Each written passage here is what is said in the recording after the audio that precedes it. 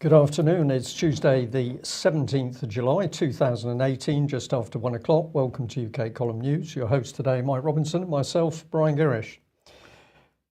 Brexit. Well, she scraped through. The customs bill scraped through yesterday in Parliament, and by 3 votes. In some cases, there were several amendments put forward by so-called Brexit MPs. For example, Jacob Rees-Mogg thought it was sensible that the EU, if we're collecting taxes on behalf of the EU under this new customs arrangement, that the EU should be collecting the taxes on our behalf if it's in some kind of reciprocal arrangement. And they also wanted to stay out of the EU VAT regime completely, as they're describing it. So in some cases, Theresa May only won some of these votes by 3 votes, which is a bit unfortunate because there were 3 Labour MPs voted on her side.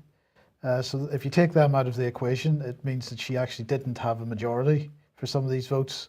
So she's not in a terribly good position. So as a result, in fact, one MP, Guido Bebb, her now former defence minister, who just signed a deal with Lockheed Martin yesterday, so he was clearly doing his job, in inverted commas. He said, I resign, and he resigned in the lobby just before the vote was taken so that he could vote against the government because he didn't like what Theresa May's pushing forward as a so-called Brexit white paper in any way, shape or form. So she's in a pretty bad state. So perhaps it's unsurprising that the BBC and others reporting last night that she had, or at least the government had put a motion into Parliament to see whether they couldn't persuade MPs to take their summer holiday a little bit early this year. So she's wanting them to go on holiday for the summer on Thursday this week rather than next week. So she's clearly not feeling terribly happy at the moment. But as we discussed earlier, Brian, of course, if your aim is to create chaos, then she's doing a damn good job. Total chaos, so the general public is confused as to what's going on. They're just fixing on Brexit next year, but of course they don't see it's Brexit without the exit. You want that confusion. I thought there was a slight irony there, Mike. You saying that basically if we're collecting taxes for the EU should collect our taxes. But of course, if we remind ourselves that the EU as an organisation has still not produced a signed off audited set of accounts. I don't know how many years, it must be 20 something now. And we should remember that the whole of the Commission had to resign at one stage. Mr. Kinnock was in there at that point because of the fraud and corruption within the European Union, and that's continued. So will the EU be collecting taxes for UK? I very much doubt it. No, probably not. But anyway, that's where we are. She's in trouble, and hopefully her government won't last too much longer. But in the meantime, yesterday, of course, in the afternoon, after we did our news program yesterday, there was the press conference between Donald Trump and Vladimir Putin, and I just thought we should go through a couple of the things that they said in this press conference. Putin began, and he said, I think we can call it a success and a very fruitful round of negotiations. We carefully analysed the current status, the present and future Russia-United States relationship, key issues of the global agenda. It's quite clear to everyone that bilateral relationship is going through a complicated stage, and yet those impediments, the current tension, the tense atmosphere, essentially have no solid reasons behind it. The Cold War is a thing of the past. The era of acute ideological confrontation of the two countries is a thing of the remote past. So he said, today both Russia and the United States face a whole new set of challenges. There include dangerous maladjustment of mechanisms for maintaining international security and stability, regional crises, and creeping threats of terrorism and transnational crime. He said we can only cope with these challenges if we join the ranks and work together. Hopefully we will reach this understanding with our American partners. He did talk about Syria, the crushing terrorists in the southwest of Syria. The south of Syria should be brought into the full compliance with the Treaty of 1974 about the separation of forces of Israel and Syria. This will bring peace to the Golan Heights and bring a more peaceful relationship between Syria and Israel, and also provide security for the state of Israel. But this is really the key point. Clearly, there are some challenges left, and we're not able to clear all the backlog, but I think we made the first important step in that direction. Trump absolutely echoing some of this, saying, I'm sure we'll meet again in the future often, and hopefully we'll solve every one of the problems that we discussed today. But I just thought we should spend a couple of minutes looking at the mainstream media hysteria over this. So here's Sky News, Sky News's take on it. This is Dominic Waghorn. I'm not sure if that's a real name, but anyway, Dominic Waghorn, who's apparently the diplomatic editor.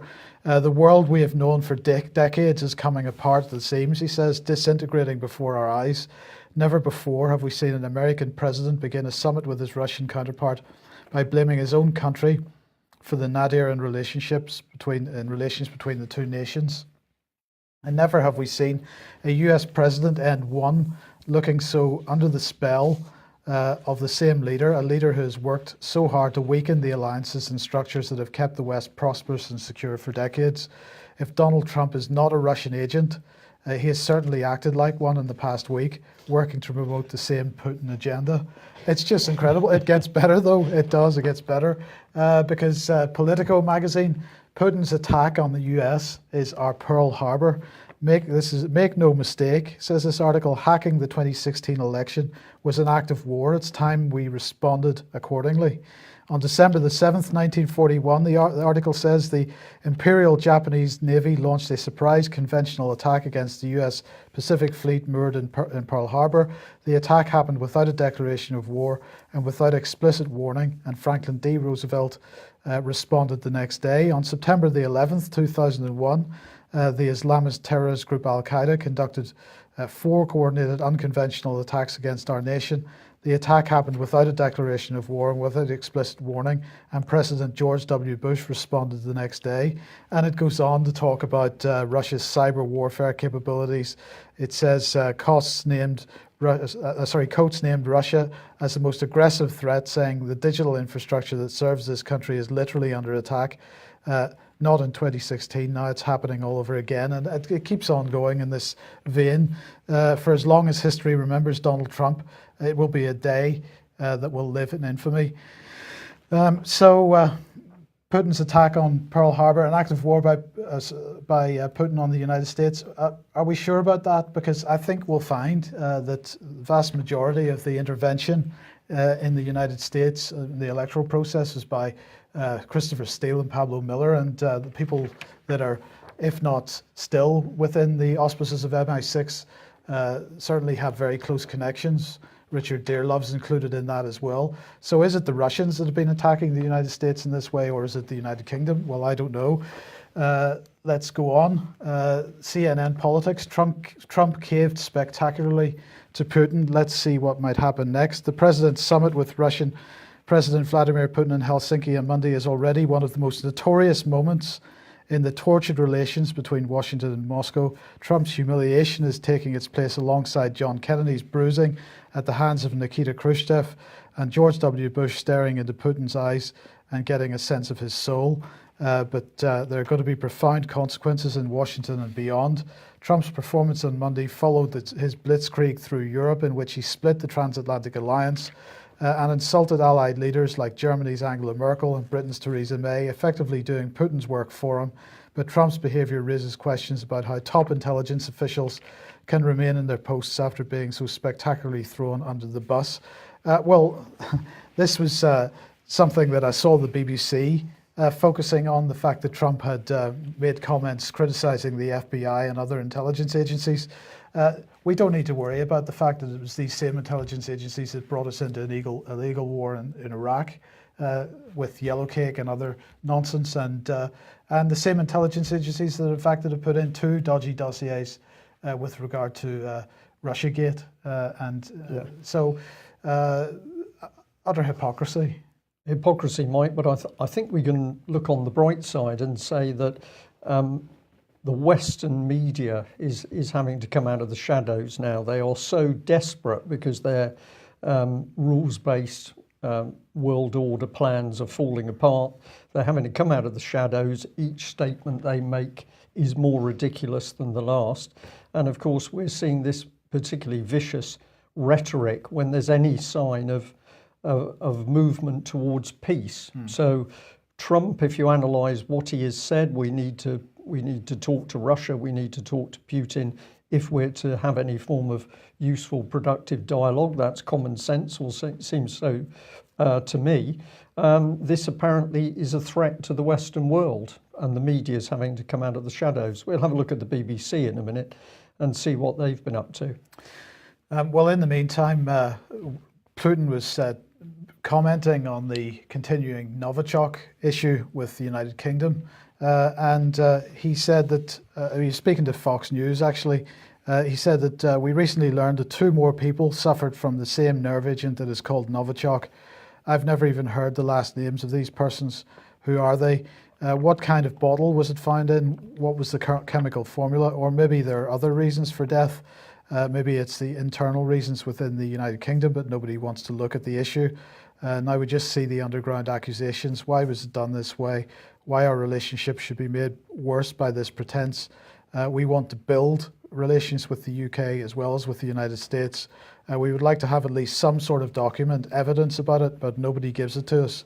It's the same thing as the accusations of meddling in the election process in America. So he's pretty incensed about this whole situation, and understandably so, because well, the British government continues to pursue this narrative without any evidence. As we mentioned on yesterday's programme, they've now called in the OPCW to try to shore up their pretty shaky ground that they're on. But of course now the OPCW has been given this this ability to attribute blame as well. So I think that probably explains Putin's position here. I think it does, Mike. I also found it interesting that the son of Dawn Sturgis, the lady who died in the incident, the son is asking for his mother's body so that they can carry out a private funeral. But the British state is now saying, no, we own the body. So the lady's body is owned by the British state at the moment. And why is that? Well, perhaps it's to hang on to the body because this is going to be part of the evidence put through the OPCW. We shall see. But it's amazing how many times the state simply now says what it's doing. There's no discourse, there's no discussion. If Parliament says it, it's going to happen. The British state here, whatever that means, says it owns the body. Does the British state? I think there's some interesting questions. But it seems that Putin should be happy about this little deal because the Indians have decided they want to go ahead with a very big deal for Russian S-400 missiles. But it's the headline that caught our attention. US law doesn't apply here. India's defence chief resists pressure over the deal with Russia. Well, what's this about? Well, this is the deal itself. It says refusing to bow to the threat of potential sanctions. Sitharaman, the defence minister for India, said that the $5.7 billion deal to purchase 5 S-400 units has been finalised. Our defence relation with Russia has endured several decades, and we conveyed this about it to a US congressional delegation who visited India recently. And so this is reported by the Indians. And what are they talking about? Well, they're talking about this, the so-called Countering America's Adversaries Through Sanctions Act, which mandates that the US administration is to punish entities engaging in significant transactions with Russia's defense sector companies. So any company in the world now is told, can be told that you're not doing what America wants you to do. Either you do what the Americans say, or we're going to punish you with some form of sanctions. Interestingly enough, the Indians here have said, well, this is not international law. This is simply an imposed American law, and we're not going to pay attention to it. Why are they buying those S-400s, Mike? I suspect because they are better than the American equipment, or at least cheaper. This is what the Turkish said. They said, why would we buy anything else? There's nothing else that can compete with this piece of equipment. Why would we buy anything else? Yeah. Well, if that's the situation with India, and of course India very, very capable at producing its own defence equipment, that's for another time. But let's have a look at what Britain's Royal Navy spokesman said. We do not routinely discuss the material state nor operational programs of our vessels. Now, why do you think they might have said that, Mike? Well, the answer is this little headline. Elite £1 billion pound destroyer breaks down again after leaving Portsmouth. Plymouth. Sorry, Freudian slip for a naval man, Plymouth. So we've got one of our famed Type 45 destroyers. These are the ones that can't operate in the warm water. Constant problems with their engines. This thing was supposedly the on-call ship, so an emergency of some description, a foreign warship, a Russian warship coming through the channel. This would be the ship that is called to sail to go out to track, follow, defend the nation. But they just got clear of Plymouth when they broke down, dead in the water. I wasn't aware that the water was that warm off the coast of Plymouth. This is a bit of a worry, Mike. We're not sure how warm the water was, but in any case, the ship broke down, and ultimately it was brought back by 3 tugs and appeared to have no main propulsion at all. But this is what the Ministry of Defence has said, that all 6 Type 45s have been affected with power loss. The Ministry of Defence is planning to replace the current 2 specialist engines with 3 more powerful units in a, quote, £1 billion overhaul called the Power Improvement Project. So 6 ships are going to swallow another £1 billion worth of taxpayers' money in order to get them working operational. And the statement from the Navy was, we don't discuss this. Well, I think our answer to that is that the discussion needs to start, and it needs to start right now. And presumably we'll be seeing our local Plymouth MPs, Gary Streeter and the other gentleman whose name escapes me, Johnny Mercer, starting to ask questions. £1 billion to patch up 6 ships that have never worked properly since they were brought into service. It is outrageous.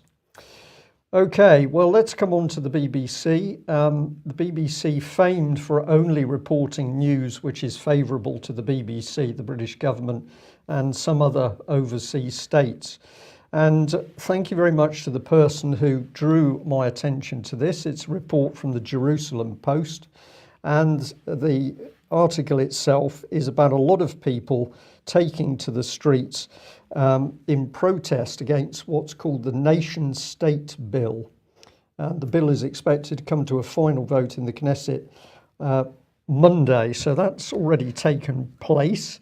But why were people so agitated about this? Well, before we come on to some of the comments made, the Jewish Nation-State Bill is apparently a draft basic law with constitutional force that declares the country as the nation state of the Jewish people.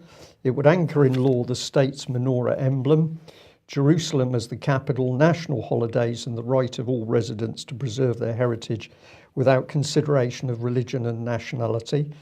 It all sounds good when it starts out. It would make Hebrew the official language of the state, with Arabic receiving a unique status, therefore demoting it from being an official language as it is today. So now we start to see some of the undertones coming in. The section of the bill that says the state may allow a community, including members of one religion or one nationality, to maintain a communal settlement. And that comment's drawn criticism from Mr. Rivlin, the Attorney General's office, and the Knesset legal advisor. So this is ramping up support for the new communities which are being pushed into Palestinian lands. But let's have a look at the comment on screen. Some of the protesters are saying, because the government is not willing to recognise this, because they have no solutions for any of us, not the housing crisis, not for the elderly and disabled, not for the high cost of living, not for the collapsing healthcare system, not to the crisis with the Jews of the diaspora. They are legislating unnecessary, terrifying, discriminatory laws like the nation-state law. The law incites, confuses, and divides citizens of the state of Israel from one another. So we are seeing a wide body of the of Jewish society coming here to protest. There's another quote which I think we should have a look at. The message of Saturday's protest, according to the organisers, that we're all equal citizens, Arabs and Jews, women and men, Mizoram, Ethiopians, those of us from the former USSR, and members of the LGBT community. The law of division and discrimination that this government is promoting, which they call the nation state bill, will leave a great many of us out of towns with admission committees, out of fair treatment in the courts, out of citizenship, out of democracy. To this we will not agree. So some pretty powerful comment, and thousands of people on the streets. It didn't take long for me to discover that the BBC simply doesn't want to cover this, Mike. I had a look at their website. I did a bit of basic searching on it for Israel and the nation state laws. Whatever I seemed to put in, I came up with nil return in the search. So if anybody else can find it and correct me on this, I'll be happy to publish it tomorrow. But as far as I could see, this was not a topic that the BBC wanted to talk about, even though, Mike, you've got such a widespread of the community there. You've also got LGBT involved, which is normally a trigger for the BBC to stand up for anybody's rights within that community group. This was part of the information in the Jerusalem Post, which I think really shows the breadth of opinion here. The participating organisations were standing together: the Association of Ethiopian Jews, the New Israel Fund, Peace Now, the Israel Religious Action Centre, the Coalition Against Racism in Israel, Masawa Centre, Young Labour, Hadash, Meretz, Tal, the Association for Civil Rights in Israel, Zazim Community Action, the Negev Coexistence Forum for Civil Equality, Najek, Kulan Socialist Struggle, Competence for Peace, and Shatil. Now, I do not know the details of all those organisations, but I think it does show that something special was happening here, but the BBC didn't want to cover it. I wonder why that was. So if we just come in with this final bit here, basically, Meretz leader Tamar Sandberg opened her speech with a call for calm and peace in the south. This is a result of the latest attack on Hamas. Now is the time to prevent the next war, she said. But what we see is that the Israeli government is trying to hide the fact that it has no solutions with racist and insightful bills. And Rabbi Gilad Karif went on to say, do not play your political poker game for the elections at the expense of the image and values of Israeli society and at the expense of the, I think that's just the generous society here. And he also ended his speech with a prayer for peace in the south, a topic not forgotten by speakers at the protests, which came at the end of a day of fierce conflict with Hamas. So just remarkable, Mike, that as with Trump and Putin, if there's any movement towards people standing up to say, well, come on, let's settle down, let's get on with each other, let's not go down the path for war, the BBC is simply not interested in covering that. So pretty blatant stuff, really. Human rights. Yes, human rights. Well, the government is all for human rights. Has published its latest Human Rights and Democracy report today. Lord Ahmad is the main man behind that. So apparently this report is a barometer for the global human rights picture, with particular emphasis on the 30 human rights priority countries. Can't imagine that Russia's in there. Let's have a look. Bahrain, Bangladesh, Burundi, China, Colombia, Pakistan, Russia, Saudi Arabia. So there you go. Anyway, what did he have to say? Well, he said this. That's why today I would like to invite all of us collectively, partners working side by side, to join us in pledging support for the children born of sexual violence and conflict and innocent children. These are innocent children. That's not the correct quote. I do apologise for that. What he actually said was that 50 years ago, the UK played a vital role in drafting the seminal text that remains the cornerstone of human rights, the Universal Declaration of Human Rights. However, the ongoing repression of people's rights remind us that our work to defend them is pressing and as urgent as ever. So let's have a look and see what is in here. We'll just say before we go any further that Russia has been mentioned 40 times in this document. You know, we get a feeling for what the focus is here. Here's what they said. The Foreign Agents and Undesirable Organizations laws continue to constrict space for civil society. In 2017, 4 foreign donors were designated undesirable organizations. This is in Russia, of course. While the number of foreign agent NGOs dropped in 2017, this is partly because many NGOs have either stopped accepting foreign funding or have changed their focus. 47 have ceased operations entirely. There are now around 500 human rights organizations in Russia compared with 800 in 2014. And then President Putin extended the foreign agents legislation to media outlets. Independent media continues to face threats, harassment and intimidation. This is hardly surprising under the circumstances. The fact of the matter is that many of these NGOs are being used by the West as effectively foreign agencies, foreign intelligence agencies, and also to subvert the nation, as it were, and subvert local opinion, local laws. Putin is absolutely right to push forward with his foreign agent bills. As this is said, although the number of NGOs labelled foreign agents has dropped in this past year, that's because quite a number have left the country and stopped operations. And I think we need to add in there, Mike, that of course in the West, the use of powerful NGOs to drive the political agenda is the part of the move towards participatory democracy, where the individual is forced out and the view is put forward via the NGO or the charity. So I would totally agree. Putin should remove more of these organisations if he wants to protect Russia from unrest. Yeah, it's just a shame that there isn't quite such an awareness of the activities of these organisations in Western countries as there is in countries that have overtly experienced colour revolutions or that type of activity. But anyway, I was amused by this little tweet sent out by UK Against Daesh. If you have a search for @UK Against Daesh on Twitter, you'll find this because the Foreign Office Minister, Alistair Burt, is going to be hosting a Twitter question and answer session on the 23rd of July. They're asking for people to vote on the area of UK foreign policy that you're most excited about. And the 3 options they have included are, first of all, progress in Mosul, where, of course, the Western-backed Iraqi and so-called liberation of Mosul managed to kill so many civilians, so perhaps we might want to ask about that. Stabilising Iraq and Syria, we might want to ask about that indeed. White Helmets comes to mind.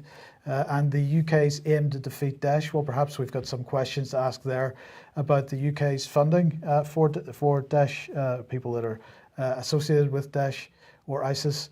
That's a nice little Q&A coming up in a couple of days' time, and maybe people would want to get involved in that. Get on, be active, polite, reasonable, and put some pressure where it should be applied.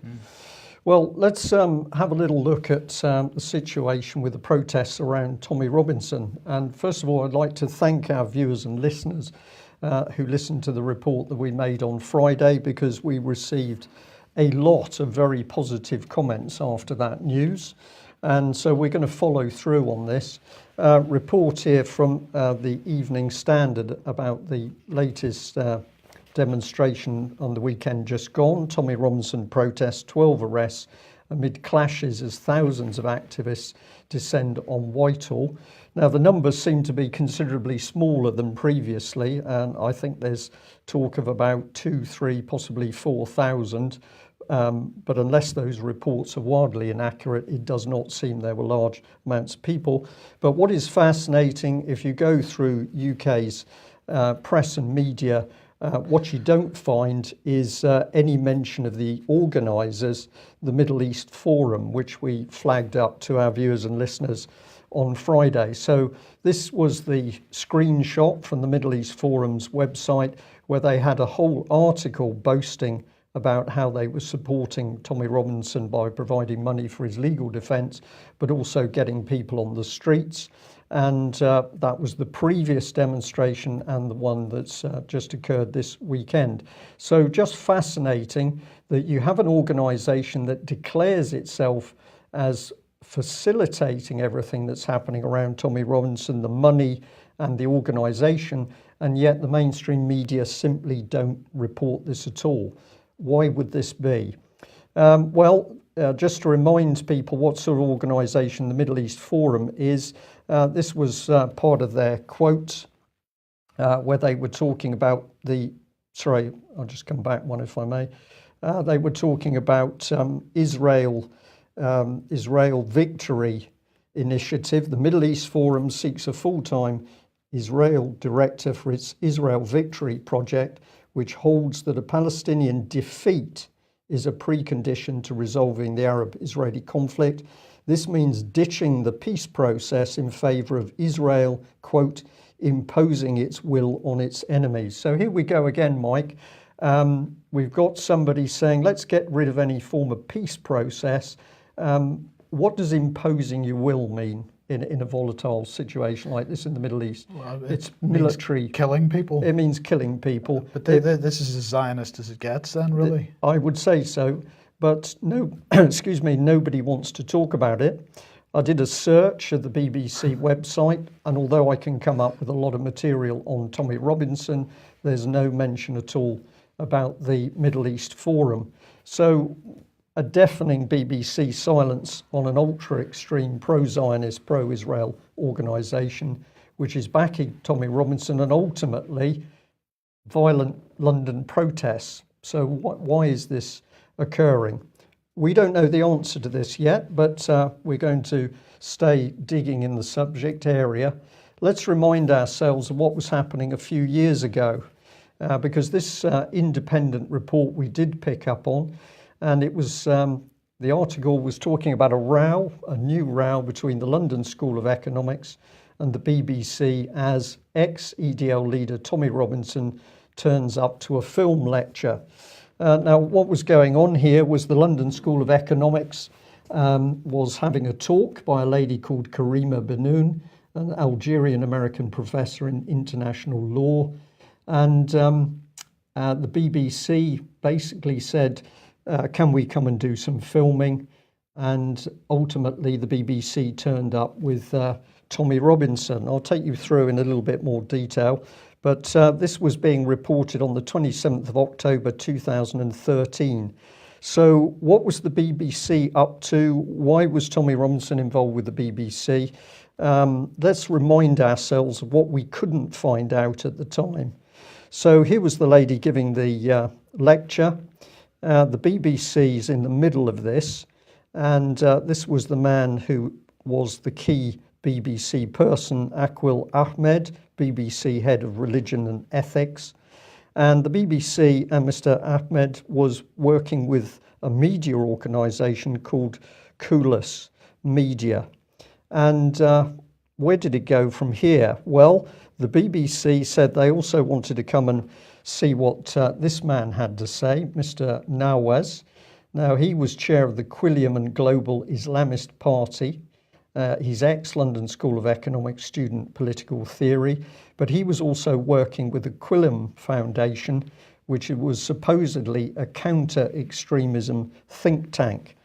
So surprisingly, in the middle of this, we find that the BBC was working with Tommy Robinson, and the BBC, as I've said, after asking the London School of Economics if they could come and film the people speaking, turned up with Mr. Robinson and essentially gatecrashed and ambushed the London School of Economics, who were considerably put out because they said, this is the last thing we need because we're trying to have a discussion here about peaceful matters. So big questions to be asked about this Kulas Media. Who are they? Well, we asked the question at the time. We did the sensible thing, which is to go and have a look at their webpage. This is it, setting the scene on centre stage. The This is a website that tells you some things, but it doesn't give you any detail. It doesn't give you names. It doesn't give you track record of the directors or the expertise being used. It's just a funny little company with a London telephone number. That was the telephone number at that particular time. Now, we went a step further and we sent an email into the BBC to ask some questions. And